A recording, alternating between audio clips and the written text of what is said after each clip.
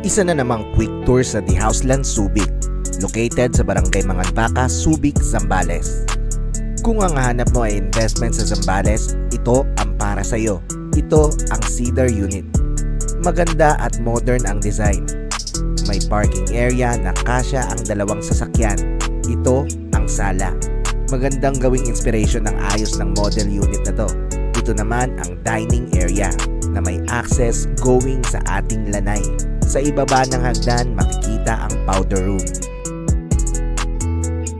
Ito ang kitchen area at dito naman ang access palabas papuntang outside kitchen. May room pa dito sa ibaba na may kasamang toilet and bath. Akyat naman tayo sa second floor. Pag-akyat makikita ang lawak ng second floor. Dito located ang 3 maluluwang na kwarto na may tig-isang toilet and bath.